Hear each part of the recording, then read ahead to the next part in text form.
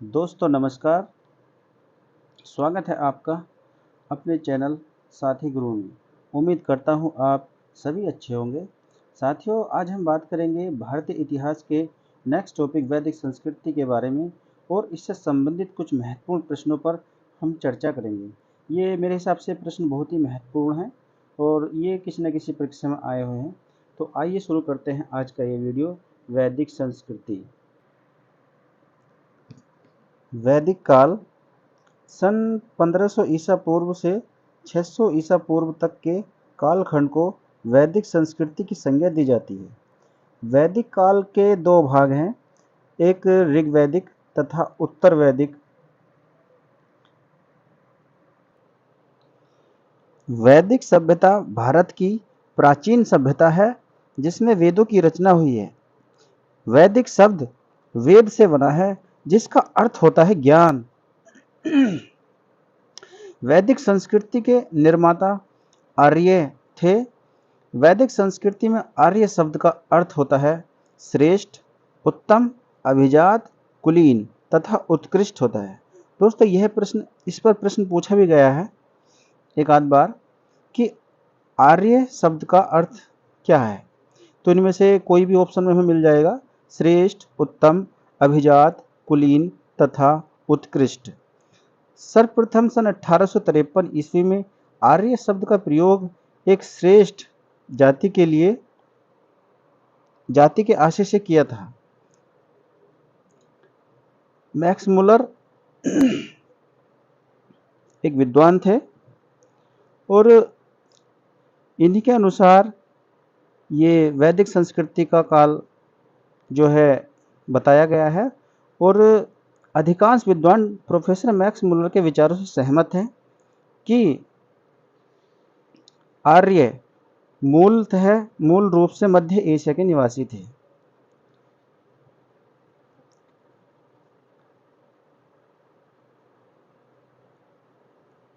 Iran के धार्मिक पुस्तक जैन अवेस्ता से मिले संकेत के संभवतः कि आर्य संभवतः ईरान के रास्ते भारत आए थे।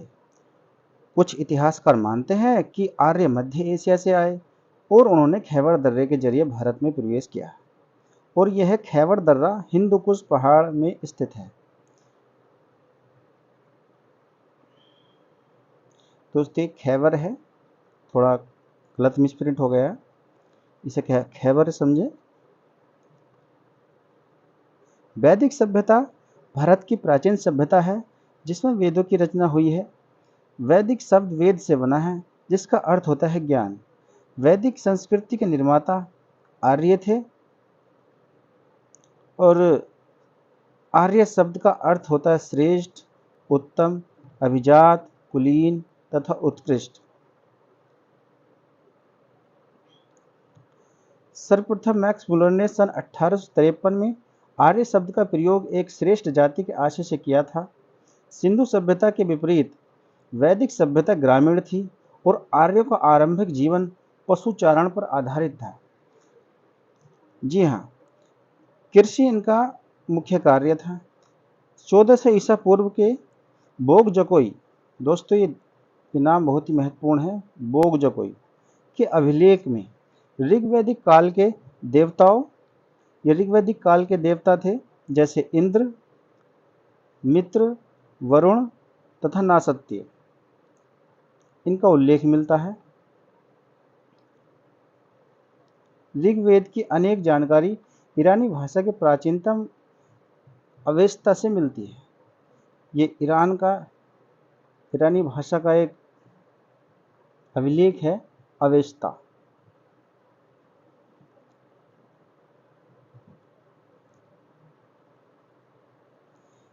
यहाँ ये दिखाने की कोशिश की गई है कि यहाँ बहुत और भी विद्वान हैं, लेकिन प्रोफेसर मैक्स मुलर ने जो आर्यों का जो निवास स्थान बताया है वो बताया है मध्य एशिया।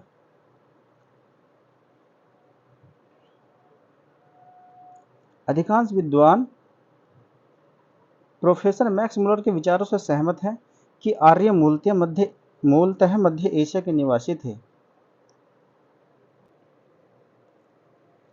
दोस्तों ये थोड़ी सी पृष्ठभूमि है। वैदिक संस्कृति की अगर हम ढांचे की बात करें तो इसका सबसे पहला आता है भौगोलिक विस्तार। आर्यों का आरंभिक इतिहास की जानकारी का मुख्य स्रोत ऋग्वेद है।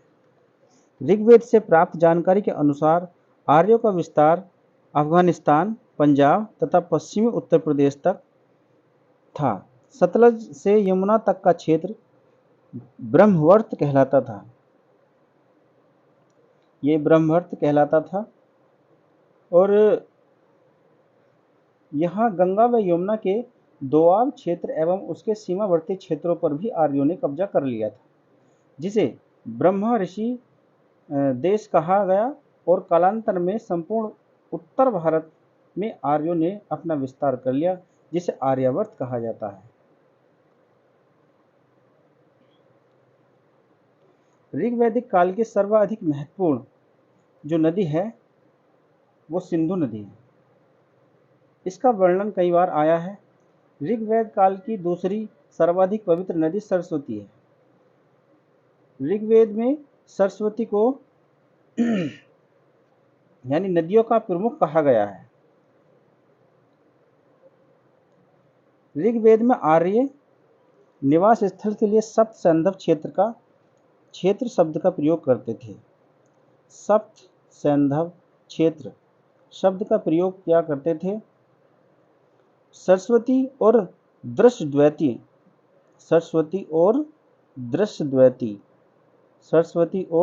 दृश्यद्वैती नदियों के मध्य का प्रदेश अत्यंत पवित्र माना जाता है, जिसे ब्रह्मवर्त कहा जाता है।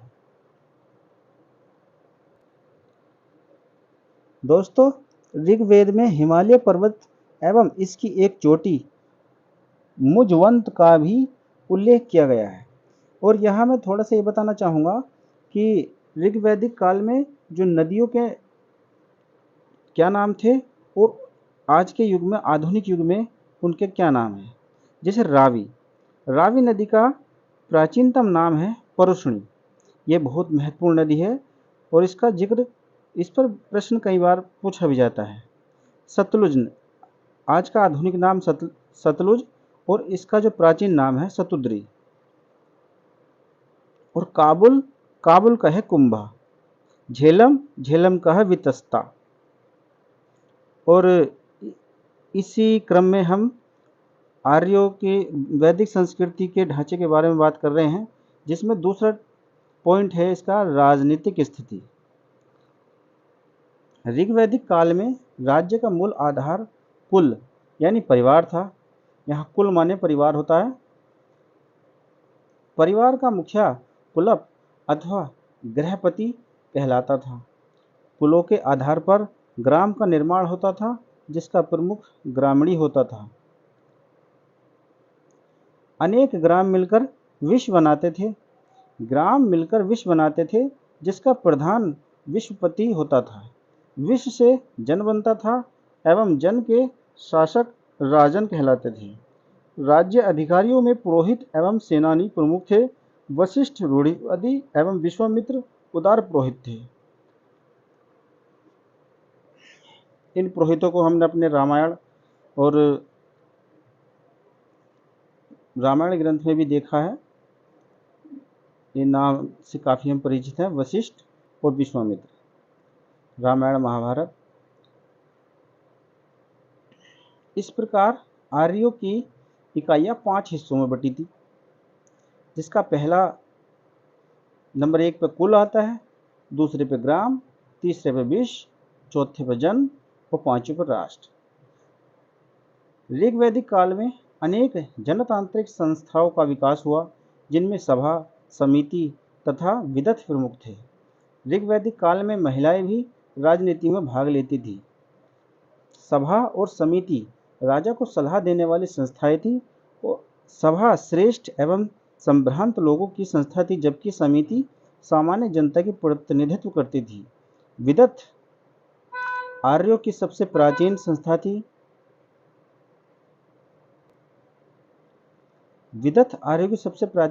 थी। स्त्रियां सभा और समिति में भाग ले सकती थी। इसी क्रम में आर्थिक स्थिति। वैदिक काल में आर्यों की संस्कृति ग्रामीण एवं कबीलाई थी। लोग मतलब समूह में रहते थे, जिसे झुंड भी कह सकते हैं, और अपना एक कबीला होता था। इस काल में गाय को पवित्र पशु माना जाता था और यह विनिमय के साधन के रूप में भी थी। गाय को अगन्या, तो दोस्तों ये शब्द बहुत ही महत्वपूर्ण है, अगन्या। अगन्या यानी ना मारे जाने योग्य माना जाता था। गविष्ठ गाय की महत्ता बताने वाला शब्द है।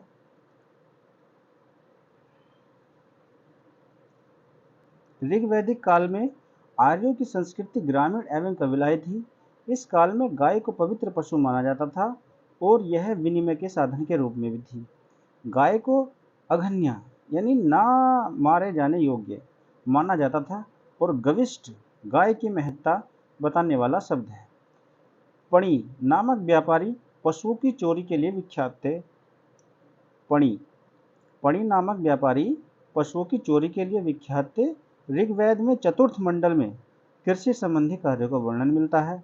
सूत रथकार तथा कम्मादी नामक अधिकारी रत्नी कहे जाते थे। वेकनाट सूदखोर होते थे जो बहुत अधिक ब्याज लेते थे। कौन सूदखोर कौन होते थे? वेकनाट सूदखोर होते थे जो बहुत अधिक ब्याज लेते थे। 10 राग युद्ध, इस युद्ध का उल्लेख ऋग्वेद के 7वें मंडल में मिलता है। यह युद्ध परुष्णी यानी रावी नदी के तट पर सुदास एवं 10 जनों के बीच लड़ा गया था, जिसमें सुदास विजयी हुए थे। इसके बाद आता है सामाजिक स्थिति। सामाजिक स्थिति के बारे में अगर हम बात करें तो ऋग्वैदिक समाज पितृसत्तात्मक होता था। सामाजिक संगठन का आधार गोत्र या जन्म मूलक था। समाज की सबसे छोटी इकाई परिवार या कुल थी। ऋग्वैदिक काल में संयुक्त परिवार की प्रथा प्रचलित थी। ऋग्वैदिक काल में वर्ण व्यवस्था के साक्ष्य दिखाई पड़ते हैं। ऋग्वेद के 10वें मंडल में वर्णित पुरुष सूक्त में 4 वर्णों की उत्पत्ति का वर्णन मिलता है। इस काल में स्त्रियां अपने पति के साथ यज्ञ कार्य में भाग लेती थी। ऋग्वैदिक काल में दास प्रथा का प्रचलन था। विवाह में दहेज प्रथा का प्रचलन नहीं था। इसके अतिरिक्त बाल विवाह, सती प्रथा एवं पर्दा प्रथा का प्रचलन नहीं था। विधवा विवाह की प्रथा प्रचलन में थी। पुत्रियों का भी उपनयन संस्कार किया जाता था। चौथा, इसी क्रम में चौथा जो फैक्ट है वो है धार्मिक स्थिति। इस काल के लोग जिस सार्वभौमिक सत्ता में विश्वास रखते थे वह एक ईश्वरवाद था। एक ईश्वरवाद यानी एक ही ईश्वर पर विश्वास रखना। ऋग्वेद अनेक देवताओं का अस्तित्व मानता है। इससे स्पष्ट होता है कि वह एक सार्वभौमिक सत्ता में विश्वास रखते हुए भी बहुलवादी हो गए थे। इसके बाद आता है, ये वैदिक काल की पृष्ठभूमि थी और वैदिक काल का दूसरा हिस्सा है उत्तर वैदिक काल। यह काल आर्य संस्कृति के प्रसार और विकास, अभिवृद्धि, उत्कर्ष तथा विभिन्न कारण का युद्ध था। इस काल में अध्ययन के लिए सबसे महत्वपूर्ण स्रोतों में यजुर्वेद, सामवेद, अथर्ववेद तथा ब्राह्मण वेद ग्रंथ, उपनिषद एवं आरण्यक है। उत्तर वैदिक काल में राजा के राज्याभिषेक के समय राजस्व यज्ञ का अनुष्ठान किया जाता था, जिसे राजस्व यज्ञ के नाम से जाना जाता है। उत्तर वैदिक काल में वर्ण व्यवसाय की वजह जन्म के आधार पर निर्धारित होने लगी थी और इस काल की सभ्यता का केंद्र पंजाब से बढ़कर कुरुक्षेत्र तक आ गया था। शतपथ ब्राह्मण में उत्तर वैदिक कालीन नर्मदा यानी नर्मदा नदी का वर्णन है। उत्तर वैदिक काल में पांचाल सर्वाधिक विकसित राज्य था। इस काल में राजतंत्र ही शासन का आधार था। अगर सामाजिक स्थिति के बारे में बात करें तो उत्तर वैदिक काल में सामाजिक व्यवस्था का आधार वर्णाश्रम व्यवस्था थी, लेकिन वर्ण व्यवस्था में कठोरता आने लगी थी। वर्णों का आधार कर्म पर आधारित न होकर जाति पर आधारित हो गया था और इस काल में यज्ञ का अनुष्ठान बढ़ गया था, जिससे ब्राह्मणों की शक्ति में वृद्धि हुई थी। समाज में अनेक धार्मिक श्रेणियों का उदय हुआ था। ब्राह्मण, क्षत्रिय, वैश्य, इनको द्विज कहा जाता था और ये उपनयन संस्कार के अधिकारी होते थे। चौथा वर्ण शूद्र था, जो उपनयन संस्कार नहीं ग्रहण कर सकता था। गोत्र प्रथा स्थापित हुई और गोत्र प्रथा का जो शुरुआत हुई इसी उत्तर वैदिक काल में हुई। आर्थिक स्थिति में पशुपालन की जगह कृषि का मुख्य पेशा बन गया था।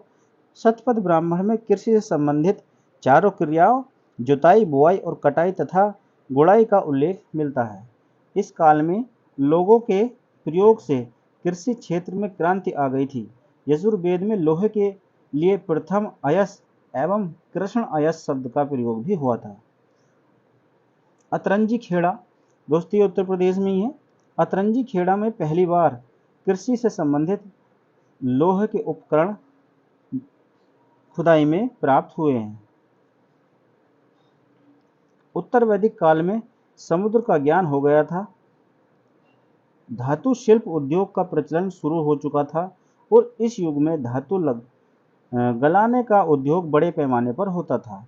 सिक्के का नियमित प्रचलन आरंभ नहीं हो गया था। उत्तर वैदिक काल में वस्त्र निर्माण एक प्रमुख उद्योग था और कपास का उल्लेख नहीं मिलता है। धार्मिक स्थिति, ऋग्वैदिक काल के दो प्रमुख देवता थे, इंद्र और अग्नि। अब इनका प्रभाव पहले जैसा नहीं रहा था। इनका महत्व धीरे धीरे कम हो गया था।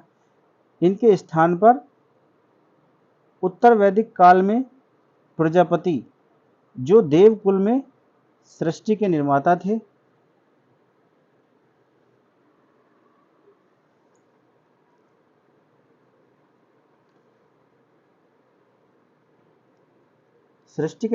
थे, को सर्वोच्च स्थान प्राप्त हो गया था। पुशन, जो पहले पशुओं के देवता थे, अब शूद्रों के देवता हो गए थे। सर्वप्रथम शतपथ ब्राह्मण में पुनर्जन्म के सिद्धांत का उल्लेख मिलता है। पुनर्जन्म का सिद्धांत शतपथ ब्राह्मण ग्रंथ में मिलता है। इस काल के दो महाकाव्य थे। उत्तर वैदिक काल के दो महाकाव्य थे, महाभारत, और महाभारत को जय संहिता के नाम से भी जाना जाता है, और दूसरा महाकाव्य रामायण।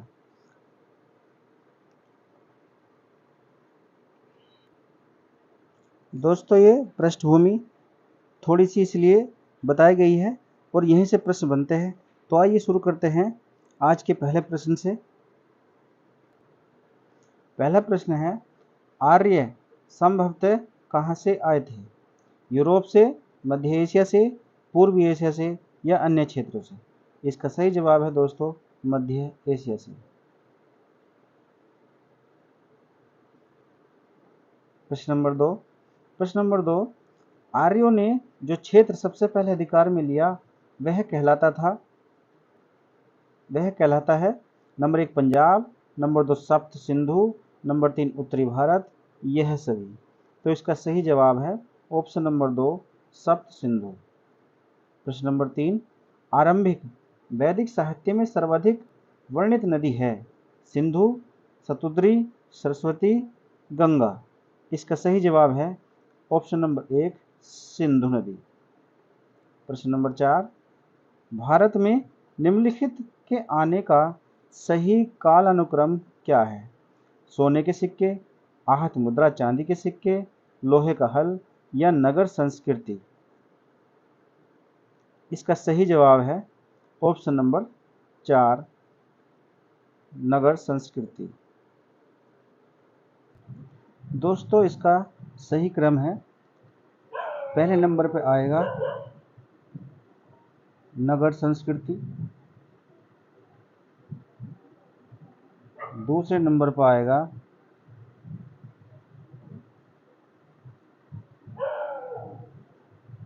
लोहे के हल, और तीसरे नंबर पर आएगा आहत मुद्रा के सिक्के, और चौथे नंबर पर आएगा सोने के सिक्के। ये इसका सही कालक्रम है इसका, कि सबसे पहले नगद संस्कृति, और उसके बाद लोहे का हल, और इसके बाद आहत मुद्रा चांदी के सिक्के, और उसके बाद सोने के सिक्के। प्रश्न नंबर 5, प्रारंभिक वैदिक समाज था एक जनजातीय समाज। नंबर 2, जाति के आधार पर विभाजित समाज। नंबर 3, मात्र सत्तात्मक समाज। नंबर 4, एक विवाह प्रथा वाला समाज। इसका सही जवाब है 1 और 4। एक जनजातीय समाज और एक विवाह प्रथा वाला समाज। इसका सही जवाब है एक जनजातीय समाज और एक विवाह प्रथा वाला समाज। प्रश्न नंबर 6, पुनर्जन्म के सिद्धांत का प्रथम स्पष्ट उल्लेख निम्नलिखित में से किन ग्रंथ या ग्रंथों में प्राप्त होता है? ऋग्वेद, ऐतरेय ब्राह्मण, बृहदारण्यक उपनिषद या श्वेतेश्वर उपनिषद। तो इसका सही जवाब है ऑप्शन नंबर 2, ऐतरेय ब्राह्मण।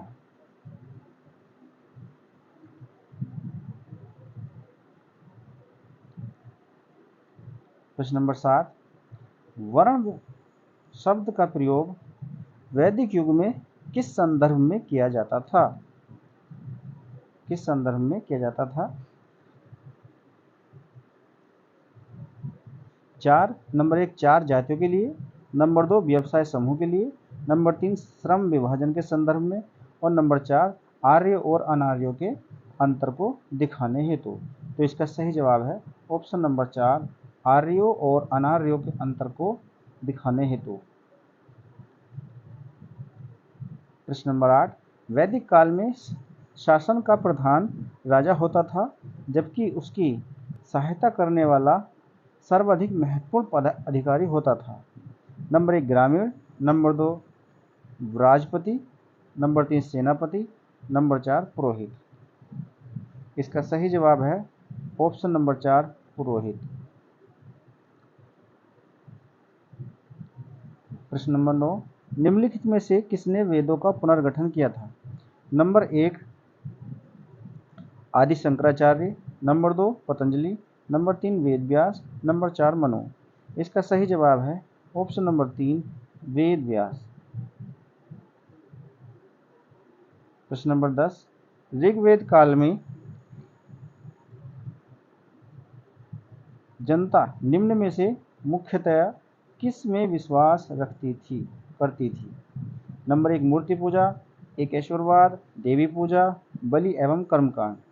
तो इसका सही जवाब है ऑप्शन नंबर 4 बलि एवं कर्मकांड। प्रश्न नंबर 11, निम्नलिखित में से कौन सा एक उत्तर भारतीय मंदिर स्थापत्य कला की विशेषता नहीं है? नंबर 1 शिखर, गर्भगृह, प्रदक्षिणा, गोपुर। और इसका सही जवाब है ऑप्शन नंबर 4 गोपुर। प्रश्न नंबर 12, निम्नलिखित में 4 वेदों में से किसी एक में जादू माया और वशीकरण का वर्णन है? Number 1 Rigveda, number 2 Yajurveda, number 3 Atharvaveda, number 4 Samaveda. इसका सही जवाब है ऑप्शन नंबर 3 अथर्ववेद। प्रश्न नंबर 13, किस देवता के लिए ऋग्वेद में पुरंदर शब्द का प्रयोग हुआ है? इंद्र, ये 2 बार लिखा गया, इंद्र, अग्नि, वरुण, सोम। इसका सही जवाब है इंद्र, ऑप्शन नंबर 1 सही हो जाएगा। प्रश्न नंबर 14, ऋग्वैदिक आर्यों का मुख्य व्यवसाय क्या था? जैसे कि हमने पृष्ठभूमि में बताया था कि उनका जो मुख्य व्यवसाय था वो पशुपालन था और कृषि था। तो इसमें ऑप्शन में है नंबर 1 कृषि, नंबर 2 पशुपालन, नंबर 3 व्यवसाय करना, नंबर 4 शिक्षा। और इसका सही जवाब है पशुपालन, ऑप्शन नंबर 2 ठीक हो जाएगा, पशुपालन। क्योंकि कृषि का विकास धीरे धीरे बाद में हुआ, सबसे पहले वो पशुपालन पर ही आधारित थी, जिसमें शब्द आया था पशुचारण, यानी पशुओं को चराना। प्रश्न नंबर 15, प्राचीनतम व्याकरण अष्टाध्यायी के रचनाकार हैं? कपिल, पतंजलि, पाणिनि या गौतम? इसका सही जवाब हो जाएगा ऑप्शन नंबर 3 पाणिनि। प्रश्न नंबर 16, ऋग्वेद में सर्वाधिक पवित्र नदी किसे माना गया है? सरस्वती, रावी, सतलज, सिंधु? सरस्वती, रावी, सतलज, सिंधु। इसका सही जवाब है ऑप्शन नंबर 1 सरस्वती। ऋग्वेद में सर्वाधिक पवित्र नदी माना गया है सरस्वती को। प्रश्न नंबर 17, उत्तर वैदिक काल में सर्वोच्च देवता कौन थे? अभी थोड़ी देर पहले बात की थी कि उत्तर वैदिक काल में इंद्र और अग्नि का जो है प्रभाव कम हो गया था, धीरे धीरे लोग इन्हें मानना थोड़ा कम कर दिया था। और इस समय जो प्रजापति होते थे उनका प्रभाव सबसे ज़्यादा था, और यही उत्तर वैदिक काल में सर्वोच्च देवता के रूप में विराजमान थे। तो इसका सही जवाब हो जाएगा ऑप्शन नंबर 4 प्रजापति। प्रश्न नंबर 18, शाक्य राजवंश के किस राजकुमार ने एक महान धर्म की स्थापना की थी? शाक्य राजवंश के किस राजकुमार ने एक महान धर्म की स्थापना की थी? Option number 1 Vardhaman Mahavir, option number 2 Siddhartha, और ऑप्शन नंबर 3 अजात शत्रु, और ऑप्शन नंबर 4 अशोक। इसका सही जवाब हो जाएगा ऑप्शन नंबर 2 सिद्धार्थ।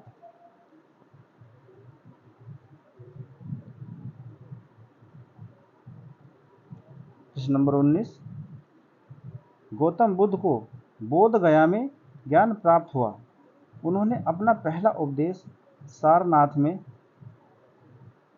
किस भाषा में दिया? नंबर 1 संस्कृत, नंबर 2 प्रकृति, नंबर 3 पाली, नंबर 4 यवनिक। इसका सही जवाब हो जाएगा ऑप्शन नंबर 3 पाली। पाली भाषा में उन्होंने बोध गया में अपना भाषण दिया था।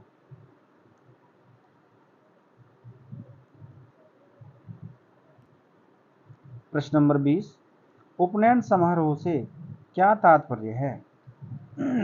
बच्चों को एक औपचारिक नाम दिया जाता है, बच्चों को सूर्य और चंद्रमा के औपचारिक दर्शन कराए जाते हैं, बच्चों को पवित्र जनेऊ धारण कराया जाता है, बच्चों का विवाह किया जाता है। तो इसका सही हो जाएगा ऑप्शन नंबर 3 बच्चों को पवित्र जनेऊ धारण कराया जाता था। ऑप्शन नंबर 21, सत्यमेव जयते महावाक्य कहाँ से उद्धृत है? नंबर 1 शतपथ ब्राह्मण ग्रंथ से, नंबर 2 ईशोपनिषद से, नंबर 3 मुंडक उपनिषद से, नंबर 4 महाभारत से। इसका सही जवाब हो जाएगा ऑप्शन नंबर 3 मुंडक उपनिषद से। प्रश्न नंबर 22, वेदों के गद्य प्रकरण क्या कहलाते हैं? संहिता, ब्राह्मण, आरण्यक, उपनिषद। और इसका सही जवाब हो जाएगा ऑप्शन नंबर 2 ब्राह्मण। प्रश्न नंबर 23, निम्नलिखित में से कौन सा ज्ञान के सिद्धांत पर बल देता है?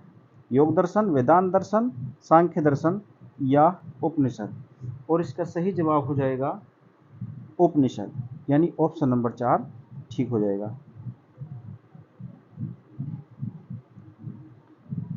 प्रश्न नंबर 24, ऋग्वेद में निम्नलिखित में से किस देवता की सर्वाधिक महत्ता का वर्णन है? ऋग्वेद में निम्नलिखित में से किस देवता की सर्वाधिक महत्ता का वर्णन है? Number 1 Varun, number 2 Indra, number 3 अग्नि, नंबर 4 शिव। और इसका सही जवाब हो जाएगा ऑप्शन नंबर 2 इंद्र। प्रश्न नंबर 25, प्राचीनतम वेद कौन सा है? ऋग्वेद, अथर्ववेद, यजुर्वेद, सामवेद। और इसका सही जवाब हो जाएगा ऑप्शन नंबर 1 ऋग्वेद विश्व का प्राचीनतम ग्रंथ है। निम्नलिखित में से किस भारतीय पुरातन ग्रंथ में अपराध और अपराधी का जिक्र आता है? अर्थशास्त्र, मनुस्मृति, न्याय मीमांसा, उपयुक्त सभी। और इसका सही जवाब हो जाएगा मनुस्मृति। प्रश्न नंबर 27, मनुष्य जीवन का सर्वोत्तम ध्येय है कैवल्य, जिसका अर्थ है? ऑप्शन नंबर 1 दूसरों को शिक्षा देना, ऑप्शन नंबर 2 दूसरों को अनुसरण करना, ऑप्शन नंबर 3 इच्छाओं पर विजय प्राप्त करना, ऑप्शन नंबर 4 दूसरों की सेवा करना। इसका सही जवाब हो जाएगा ऑप्शन नंबर 3 इच्छाओं पर विजय प्राप्त करना। प्रश्न नंबर 28, पूर्व वैदिक या ऋग वैदिक संस्कृति का काल किसे माना जाता है? 1500 ईसा पूर्व से 1000 ईसा पूर्व तक, 1000 ईसा पूर्व से 600 ईसा पूर्व तक, और 3 नंबर है 600 ईसा पूर्व से 600 ईस्वी तक। इनमें से कोई नहीं। तो इसका सही जवाब हो जाएगा ऑप्शन नंबर 1 1500 ईसा पूर्व से 1000 ईसा पूर्व तक। प्रश्न नंबर 29, उत्तर वैदिक संस्कृति का काल किसे माना जाता है? 1500 ईसा पूर्व से 1000 ईसा पूर्व तक, एक ऑप्शन नंबर 2 1000 ईसा पूर्व से 600 ईसा पूर्व तक, 600 ईसा पूर्व से 600 ईसा पूर्व तक। तो इसका सही जवाब हो जाएगा ऑप्शन नंबर 2 1000 ईसा पूर्व से 600 ईसा पूर्व तक। ये उत्तर वैदिक काल का काल निर्धारण है। प्रश्न नंबर 30, प्रारंभिक आर्यों के बारे में निम्न कथनों में से कौन सा सही कथन नहीं है? वे संस्कृत बोलने वाले थे, वे खुद सवारी किया करते थे, वे कई झुंडों में भारत पहुंचे थे, वे मुख्यतः नगरों में निवास करते थे।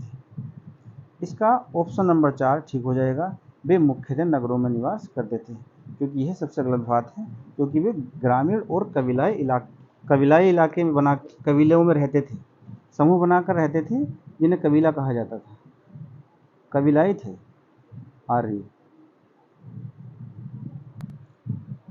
आर्य शब्द का शाब्दिक अर्थ है वीर या योद्धा, श्रेष्ठ या कुलीन, विद्वान या यज्ञकर्ता। इसका ऑप्शन नंबर 2 ठीक हो जाएगा, श्रेष्ठ या कुलीन। प्रश्न नंबर 32, इनमें से किस फसल का ज्ञान वैदिक काल के लोगों को नहीं था? नंबर 1 जौ,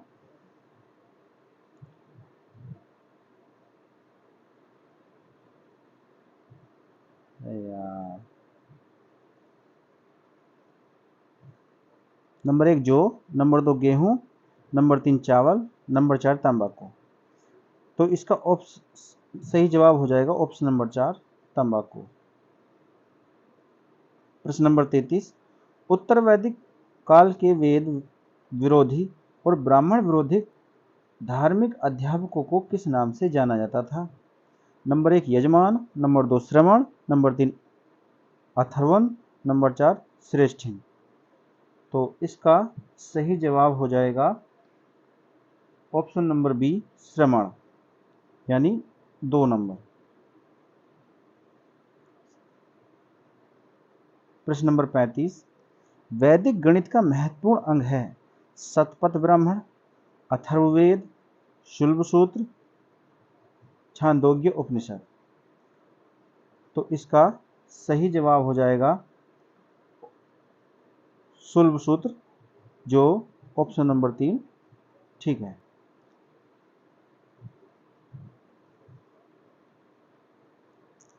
प्रश्न नंबर 36, किस वेद में वैदिक युग की संस्कृति के बारे में सूचना दी गई है? Number 1 Rigveda, number 2 Yajurveda, number 3 Atharvaveda, number 4 Samaveda. तो इसका ऑप्शन नंबर 1 ठीक हो जाएगा ऋग्वेद।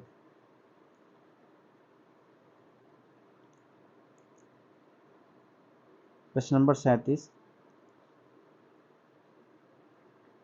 निम्नलिखित में से उत्तर वैदिक काल में लिखे गए उपनिषदों का सही क्रम कौन सा है? यहाँ उपनिषद है, स्वरण थोड़ा मिसप्रिंट हो गया है। लिखे गए उपनिषदों का सही क्रम क्या है? नंबर 1 वेद, ब्राह्मण, आरण्यक और उपनिषद। नंबर 2 वेद, उपनिषद, ब्राह्मण और आरण्यक। नंबर 3 उपनिषद, वेद, ब्राह्मण और आरण्यक। और नंबर 4 वेद, आरण्यक, ब्राह्मण, उपनिषद। तो इसका सही जवाब हो जाएगा ऑप्शन नंबर 1 वेद, ब्राह्मण, आरण्यक और उपनिषद। ऑप्शन नंबर 1 ठीक हो जाएगा। प्रश्न नंबर 38, कौन से 3 वेद संयुक्त रूप से त्रयी या वेद त्रयी कहलाते हैं? नंबर 1 ऋग्वेद, यजुर्वेद और सामवेद। नंबर 2 ऋग्वेद, यजुर्वेद और अथर्ववेद। नंबर 3 ऋग्वेद, सामवेद और अथर्ववेद। और नंबर 4 यजुर्वेद, सामवेद और अथर्ववेद। तो इसका सही जवाब हो जाएगा ऑप्शन नंबर 1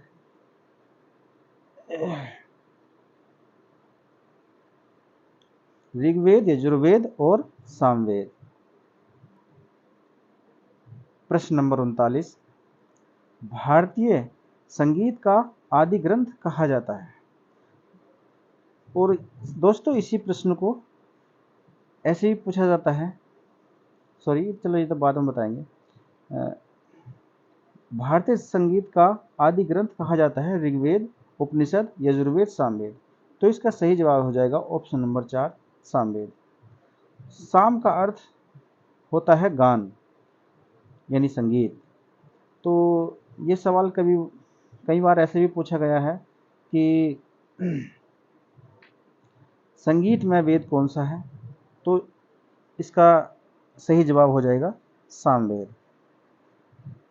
तो दोस्तों अगला प्रश्न है हमारा प्रश्न नंबर 40, प्रथम विधि निर्माता कौन है? Option number 1 Manu, option number 2 Chanakya, option number 3 Chandragupta, option number 4 Seleucus. इस प्रश्न का सही जवाब हो जाएगा ऑप्शन नंबर 1 मनु।